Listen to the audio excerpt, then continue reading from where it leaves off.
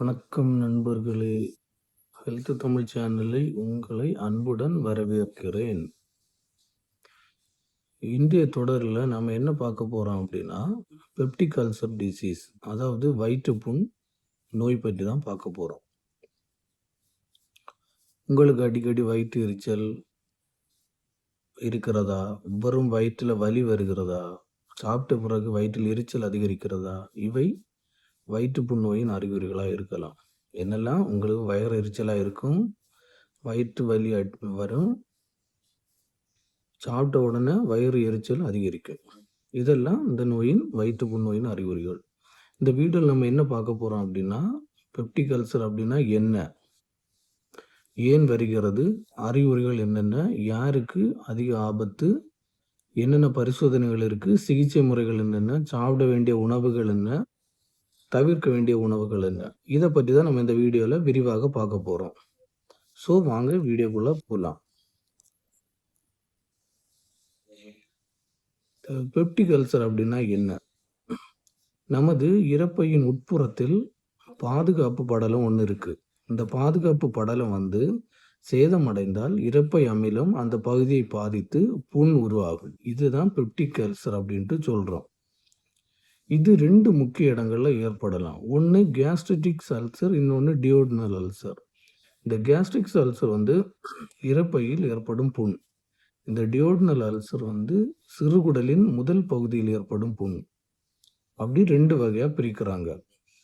So நமது இரைப்பையின் உட்புறத்தில் பாதுகாப்பு படலம் உள்ளது. இந்த பாதுகாப்பு படலம் சேதமடைந்தால் இரைப்பையில் உள்ள அமிலம் அந்த பகுதியை பாதித்து புண் உருவாகிறது. இதை தான் பெப்டிக் அல்சர் சொல்கிறோம். இது 2 முக்கிய இடங்களில் ஏற்படலாம். ஒன்று கேஸ்ட்ரைட்டிக் அல்சர், இன்னொன்று டியோடனல் அல்சர். இப்போ இந்த வயிற்றுப்புண் ஏன் வருகிறது? ஹெலிகாப்டர் பைலோரி, அதாவது ஹெச் பைலோரி இன்ஃபெக்ஷன் அப்படின்னு சொல்லுவாங்க. வயிற்றுப்புண் ஏற்படுவதற்கான முக்கிய காரணங்களில் ஒன்று பெயின் கில்லர் மருந்துகள். நீங்கள் அடிக்கடி NSAIDs பயன்படுத்துவது, அதாவது எக்ஸாம்பிள் பார்த்தீங்க அப்படின்னா ஐப்ரூஃபின், டைக்ளோஃபினாக், நேப்ராக்சின் போன்ற மருந்துகள் இந்த வயிற்றுப்புண் ஏற்படுவதற்கு ஒரு முக்கியமான காரணம் மட்டுமல்லாது இது அபாயத்தை கூட ஏற்படுத்தப்படலாம். அப்புறம் பார்த்தீங்க அப்படின்னா புகைப்பிடித்தல், மது அருந்துதல், மன அழுத்தம், ஒழுங்கற்ற உணவு பழக்க வழக்கங்கள். இந்த ஒழுங்கற்ற உணவு பழக்க வழக்கம் அப்படின்னா இந்த கரெக்ட் டைமுக்கு சாப்பிடாதது, அப்படின்னா நிறைய நேரம் சாப்பிடாம இருக்கிறது. அப்புறம் அதாவது நம்ம எப்போவுமே ஒழுங்கான உணவு முறைகளை எடுக்கணும். இந்த ஒழுங்கற்ற உணவு பழக்கத்தினாலையும் இந்த வயிற்றுப்புண் ஏற்படுறதுக்கான அதிக வாய்ப்புகள் இருக்குது. அப்புறம் பார்த்திங்கன்னா முக்கியமான அறிகுறிகள், இந்த வயிற்று எரிச்சல், வயிற்று வலி, குறிப்பாக வெறும் வயிற்றில் நல்ல வலி இருக்கும். அப்புறம் பசியுடன் வலி அதிகரிக்கும். அப்புறம் வயிறு ஒரு உப்பசம் மாதிரி இருக்கும். அடுத்து குமட்டல், அதாவது வாந்தி அந்த ஒரு ஃபீல் இருந்துகிட்டே இருக்கும், நாசியா. அப்புறம் புளிப்பு ஏப்ப மாதிரி இருக்கும். அப்புறம் செரிமான கோளாறு, நீங்கள் என்னதான் சாப்பிட்டாலும் செரிமானம் கரெக்டாக இருக்காது, அந்த மாதிரி பிரச்சனைகள் இருக்கும். இதெல்லாம் முக்கியமான அறிகுறிகள். அப்போ எல்லாமே உணவு பழக்க வழக்கத்தில் கரெக்டாக இருந்தால் மட்டும்தான் இதெல்லாம் அவாய்ட் பண்ணலாம். அப்புறம் பார்த்திங்கன்னா ஆபத்தான அறிகுறிகள். இந்த ஆபத்தான அறிகுறிகள் பார்த்திங்கன்னா இரத்த வாந்தி வரும், கருப்பு நில மலமாட்டு வெளியே போகும், திடீரென கடுமையான வயிற்று வலி ஏற்படும், உடல் எடை குறைதல், உடல் திடீர்னு குறைஞ்ச மாதிரி இருக்கும். அப்புறம் விழுங்குவதில், அப்படி சாப்பிடும்போது விழுங்கும்போது சிரமம் ஏற்படும். இவையெல்லாம் இருந்தால் உடனடியாக உங்கள் மருத்துவரை அணுகணும். இது கொஞ்சம் சீரியஸான அறிகுறிகள். நார்மல் அறிகுறிகள் பார்த்திங்கன்னா வயிறு எரிச்சல், வயிற்று வலி, பசியுடன் வலி அதிகரித்தல், வயிறு உப்புசம், குமட்டல், புளிப்பு ஏப்பம், செரிமான கோளாறு. ஆனால் ஆபத்தான அறிகுறிகள்னு பார்த்திங்கன்னா இரத்த வாந்தி, கருப்பு நிற மலம் வர்றது, திடீர்னு கடுமையான வயிற்று வலி, உடல் எடை அதிகரிப்பது, உடல் எடை குறைவது, விழுங்குவதில் சிரமம், இவையெல்லாம் இருந்தால் உடனடியாக நீங்கள் மருத்துவரை அணுக வேண்டும். யாருக்கு அதிக ஆபத்து? இந்த புகைப்பிடிப்பவங்களுக்கு இந்த வயிற்றுப்புண் வர்றதுக்கான ஆபத்து அதிகமாக இருக்குது. அப்புறம் மது அருந்துவர்கள். இப்போ ஆல்ரெடி சின்ன புண்ணு வந்திருக்கும். அப்புறம் பார்த்திங்கன்னா நம்ம ஆல்கஹால் கன்சம்ஷன் டெய்லி எடுக்கும்போது இந்த ஆல்கஹால் அந்த புண்ணில் போய் படும்போது இந்த புண்ணு விரிவடைந்துகிட்டே வரும். ஸோ அதுவும் ஒரு மெயின் ஒரு இதாக இருக்கலாம் இந்த வயிற்றுப்புண் வர்றதுக்கு. அப்புறம் பெயின் கில்லர் மருந்துகள் அடிக்கடி பயன்படுத்துவார்கள். அதாவது தலைவேதனை வரும், ஓடி போய் ஒரு பெயின் கில்லர் எடுத்து போடுறது, ஒரு டைக்ளோஃபினாக்கோ ஒரு ப்ரூஃபனோ ஒரு நேப்ராக்ஸினோ இந்த மாதிரி பெயின் கில்லர்ஸை எடுத்து போடுது. இதனால உங்களுக்கு அந்த புண் வந்து வர்றதுக்கு வாய்ப்பு இருக்குது. ஏன்னா அது மருந்து டெய்லி எடுக்கும்போது அந்த குடல் டேமேஜ் ஆகி உங்களுக்கு புண் வர வாய்ப்பு இருக்குது. பின்ன வயதானவர்களுக்கு நார்மலாக வருது. அப்புறம் ஹெச் பைலோரி இன்ஃபெக்ஷன் உள்ளவர்களுக்கு ஒரு ஹெச் பைலோரி வந்துடுச்சு அப்படின்னா நம்ம இந்த உணவு பழக்க வழக்கங்கள் இந்த மெடிசன் எடுக்கிறதெல்லாம் கண்ட்ரோல் பண்ணி இருந்தால் மட்டும்தான் உங்களுக்கு மீண்டும் மீண்டும் வராமல் தடுக்க முடியும். அப்புறம் முன்பு அல்சர் ஏற்கனவே உங்களுக்கு அல்சர் வந்திருந்தனாலும் இந்த வயிற்றுப்புண் அடிக்கடி வர்றதற்கான வாய்ப்புகள் அதிகமாக இருக்குது. ஸோ இந்த வயிற்றுப்புண் இருப்பவங்க, அப்புறம் நிறைய பெயின் கில்லர் எடுக்கும்போது ஹெச் பைலோரி இன்ஃபெக்ஷன் ஏற்கனவே வந்தவங்க, இவங்களுக்கெல்லாம் அதிகமாக ஆபத்து இருக்குது. ஸோ நீங்கள் என்ன செய்யணும்னா இந்த தலைவேதனை இந்த உடம்பு வலிலாம் வரும்போது நீங்கள் முக்கியமாட்டு இந்த பெயின் கில்லர்ஸ் அவாய்ட் பண்ணணும். எடுக்கிறத அடிக்கடி தவிர்த்துடணும். நீங்கள் அதை தவிர்த்தா மட்டும் திருப்பி திருப்பி இந்த வயிற்றுப்புண் வராமல் இருக்கிறதுக்கான வாய்ப்புகள் அது இருக்குது. இல்லைன்னா மீண்டும் வந்துட்டே தான் இருக்கும். அப்புறம் வந்து இதுக்குன்னு சில பரிசோதனைகள் இருக்குது. எண்டோஸ்கோபி, அதாவது வயிற்றுக்கு உள்ள நேரடியாக பார்க்கப்படும். அந்த ஒரு டியூப் மாதிரி போட்டு எண்டோஸ்கோபி உள்ளே போட்டோன்னா அவங்க அதில் புண்ணு எங்கே இருக்குது, எவ்வளவு தூரம் வளர்ந்துருக்கு, அதாவது இன்ஃபெக்ஷன் பெருசாக இருக்கா சின்னதாக இருக்கான்னு பார்க்குறதுக்கு இது பெரிதும் உதவும். அப்புறம் பார்த்தீங்க அப்படின்னா ஹெச் பைலோரி டெஸ்ட்டுன்னு ஒன்று இருக்குது. இது எப்படின்னா ப்ரீத் டெஸ்ட்டு. நீங்கள் அது ப்ரீத்திங் டெஸ்ட்டில் பார்ப்பாங்க, இன்னொன்று ஸ்டூல் டெஸ்ட்டில் பார்ப்பாங்க, இன்னொன்று பிளட் டெஸ்ட்டில். இந்த 3 டெஸ்ட்டும் ஹெச் பைலோரிக்காக பிரத்யேகமான உள்ள டெஸ்ட்டு. அப்புறம் பார்த்தீங்கன்னா பிளட் டெஸ்ட்டு. இந்த இரத்த சோகை உள்ள பிரச்சனைகள் உள்ளதா என்பதையும் அறிய இந்த பிளட் டெஸ்ட்டில் பார்த்துருவாங்க. ஏன்னா பிளட் வந்து அடிக்கடி வெளியே போச்சுனாலும் உங்களுக்கு இந்த பிரச்சனைகள் இருக்குல்ல, அது கண்டறியவும் இது பயன்படுது. அப்புறம் இதுக்குன்னு சில சிகிச்சை முறைகள் இருக்குது. மருந்துகள், ஆன்டாசிடு, புரோட்டான் பம்ப் இன்ஹிபிட்டர்ஸ், அதாவது பிபிஐ மருந்துகள் அப்படின்னு சொல்லுவாங்க. இந்த ஹெச் பைலோரி இருந்தால் அதுக்கேற்ற மாதிரி ஆன்டிபயோட்டிக்ஸு அந்த மருந்துகளை கொடுப்பாங்க.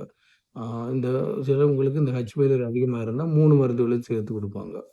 அப்புறம் பார்த்திங்கன்னா வாழ்க்கை முறை மாற்றங்கள், நேரத்திற்கு உணவு எடுக்கணும், அப்புறம் புகைப்பிடித்தலை நிறுத்தணும், மது தவிர்த்து நல்லது, மொத்தமாக நிறுத்துறது ரொம்ப ரொம்ப நல்லது. ஸோ இதெல்லாம் தான் இதோட சிகிச்சை முறைகள். ஸோ மருந்துகள்னு பார்த்திங்கன்னா ஆன்டாசிடு, பிபிஐ மருந்துகள், புரோட்டான் பம்ப் இன்ஹிபிட்டர்ஸ், அப்புறம் பார்த்திங்கன்னா ஹெச் பைலோரி கண்டறியப்பட்டால் அதுக்கேற்ற மாதிரி ஆன்டிபயோட்டிக்ஸ் தருவாங்க. அப்புறம் பார்த்திங்கன்னா நமக்கு இதை சாப்பிட வேண்டிய உணவுகள், நீங்கள் வந்து கரெக்ட் உணவுகளை எடுத்தால் மட்டும்தான் இந்த புண்ணு வந்து மேலும் வராமல் இருக்கவும் இது பெரிதாகாமல் இருக்கவும் உங்களுக்கு உதவும்.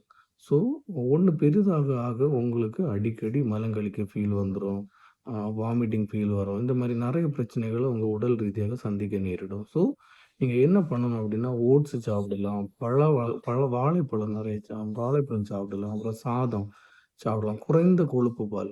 அதாவது ஹெச் பைலோரி இருக்கவங்களுக்கும் சரி, ஐபிஎஸ் மாதிரி இரிட்டேஷன் பவுல் ப்ராப்ளம் இந்த பால் வந்து ஒரு பெரிய பிரச்சனை. அதனால குறைந்த பால், கொழுப்புள்ள பால்கள் எடுங்க, கீரை வகைகள் எடுங்க, வெள்ளரிக்காய், ஆப்பிள் போன்றவை எடுக்கலாம். நீங்கள் உங்கள் மருத்துவரை பார்த்து உங்களோட என்ன பிரச்சனைன்னு பார்த்து அதுக்கேற்ற மாதிரி உணவுகளை எடுங்க. ஆனால் இந்தந்த உணவுகள் நார்மலாக எடுக்க வேண்டிய உணவுகள். தவிர்க்க வேண்டிய உணவுகள்னு பார்த்தீங்க அப்படின்னா அதிகமான காரமான உணவுகள், deep fried foods, soft drinks, அதிக காஃபி, அதிக தேநீர், ப்ராசஸ்டு ஃபுட்டு, இதெல்லாம் வந்து நீங்கள் மஸ்டாட்டு நீங்கள் தவிர்க்க வேண்டிய உணவுகளில் இதெல்லாம் வந்து படுது. அப்புறம் நம்ம சில தவறான நம்பிக்கைகள், மூட நம்பிக்கைகளை வச்சுருக்கோம். என்ன அப்படின்னா காரம் சாப்பிட்டது தான் அல்சர் வரும். அப்படியெல்லாம் இல்லை. ஹெச் பைலோரி இன்ஃபெக்ஷன் மற்றும் சில மருந்துகளும் முக்கியமான காரணங்களாக இருக்கக்கூடும். அப்புறம் சிலவங்க நினைப்பாங்க பால் குடித்தால் அல்சர் குணமாகும் அப்படின்ட்டு. அப்படியெல்லாம் இல்லை. தற்காலிகமான பால் குடித்தால் அல்சர் குணமாகாது, தற்காலிக நிவாரணம் மட்டுமே. சிலவங்களுக்கு பால் ஒத்துக்காமலும் போகலாம். அல்சர் ஒரு சாதாரண பிரச்சனை அப்படின்னு நம்ம நினைக்கக்கூடாது. ஏன் அப்படின்னா சிகிச்சை சிகிச்சாமல் விட்டால் கடுமையான சிக்கல்களை கூட இதை ஏற்படுத்த அதிக வாய்ப்பு இருக்குது. ஏன்னா சில டைம்ஸ் அல்சர் கேன்சர் வரைக்கும் கொண்டு விட போகிறதுக்கான வாய்ப்புகள் கூட அதிகமாக வாய்ப்புகள் இருக்குது. தடுப்பு வழிகள் அப்படின்னு பார்த்தீங்க அப்படின்னா நேரத்திற்கு உணவு எடுக்கணும். இப்போ நீங்கள் காலமே 8 மணி சாப்பிட்றீங்க அப்படின்னா ரெகுலராக 8 மணிக்கு சாப்பிட்றணும். மதியானம் 1 மணினா ரெகுலராக 1 மணி, நைட்டு 8 மணினா ரெகுலராக 8 மணி. அப்போ தான் உங்களுக்கு அந்த கரெக்டான உணவுகள் எடுக்கணும். நேரத்திற்கு உணவுகள் சரியாக சாப்பிட வேணும். அப்புறம் மருத்துவர் ஆலோசனை இல்லாமல் எந்த பெயின் கில்லரையும் ஆ பெயின் கில்லர்ஸ் மருந்துகள அதிகமா பயன்படுத்தாதீங்க. போய் பார்மசியில போய் கேட்டு பெயின் கில்லர்ஸ அதிகமா பயன்படுத்தாதீங்க. அதுனாலயும் உங்களுக்கு அ நீங்க அத தவிர்த்தீங்கனாலும் உங்களோட ஆ வயிற்றுப்புண் வராம பாதுகாக்க முடியும். அப்புறம் புகைப்பிடித்தல தவிர்த்துருங்க. மது அருந்துறத குறைங்க. சுத்தமான உணவு மற்றும் தண்ணீர பயன்படுத்துங்க. அப்படி பயன்படுத்தும்போது உங்களோட இதிலேருந்து வராம தடுக்கிறதுக்கு அதிக வாய்ப்பு இருக்கு. மன அழுத்தத்த கட்டுப்படணும். இந்த டென்ஷனாலயும் பல பல பிரச்சனைகள் வர்றதுக்கான வாய்ப்புகள் அதிகமா இருக்கு. ஸோ, அதையும் கட்டுப்படணும். ஸோ, நேரத்திற்கு உணவு சாப்பிடணும். மருத்துவர் ஆலோசனை இல்லாம பெயின் கில்லர்ஸ் அடிக்கடி சாப்பிடக்கூடாது. புகைப்பிடிக்கக்கூடாது. மது அருந்துவத குறைக்கணும். சுத்தமான உணவு மற்றும் தண்ணீர் பயன்படுத்தணும். மன அழுத்தத்த கட்டுப்படுத்தணும். இதெல்லாம் தான் உங்களுடைய உங்களுடைய அ உடல பாதுகாப்பாக வைக்கிறதுக்காக உதவக்கூடியவை. நீங்க என்னென்ன சாப்பிடணும், சாப்பாடுகள கரெக்ட்டா எடுத்து சாப்பிடுங்க. காய்கறிகள் சாப்பிடுங்க. உங்க குடல் பாதுகாக்கிறதுக்கு என்னென்ன மருந்து இல்லாத உணவுகள், அதாவது மருந்து எடுக்காம உணவுகள்ல மட்டும் குறைக்கிறது மாரி ட்ரை பண்ண பாருங்க. ரொம்ப இதா இருந்ததுன்னா மருத்துவர அணுகி என்ன பிரச்சனைன்னு பார்த்து அதுக்கேத்த மாரி மருந்துகள் எடுங்க. நண்பர்களே, அந்த பெப்டிக் அல்சர் டிசீஸ் என்பது சரியான நேரத்தில் கண்டறியப்பட்டால் முழுமையான சிகிச்சை பெறக்கூடிய ஒரு நோய். ஸோ, நீங்க சரியான நேரத்தில உங்களோட அறிகுறிகள்லாம் வச்சுட்டு போய் டாக்டர பாருங்க. அப்படின்னா உங்களுக்கு இந்த சிகிச்சைய முழுமையாக குணப்படுத்த முடியும். வயிற்று எரிச்சல், வெறும் வயிற்று வலி, புளிப்பு ஏப்பம் போன்ற அறிகுறிகளை நம்ம புறக்கணிக்கக்கூடாது எப்பவுமே. ஆரோக்கியமான உணவு, சரியான வாழ்க்கை முறை மற்றும் மருத்துவரின் ஆலோசனை மூலம் வயிற்றுப்புண் நோயை கட்டுப்படுத்த முடியும். ஆ நண்பர்களே, எனக்கு தெரிஞ்ச விஷயங்கள் சொல்லி தந்திருக்கேன். இந்த வீடியோ உங்களுக்கு பயனுள்ளதாக இருக்கும்னு நம்புறேன். அப்படி இருந்தா லைக் பண்ணுங்க, ஷேர் பண்ணுங்க. என்னோட சாஜி ஹெல்த் தமிழ் சேனல சப்ஸ்கிரைப் பண்ணி வச்சுக்கோங்க. ஆ நல்ல தகவல்கள் உங்களுக்கு குடுப்பேன். உணவை சரியாக தேர்வு செய்வோம். வயிற்று ஆரோக்கியத்தை பாதுகாப்போம். நாளை மீண்டும் ஒரு நல்ல வீடியோவில் சந்திக்கிறேன். நன்றி, வணக்கம்.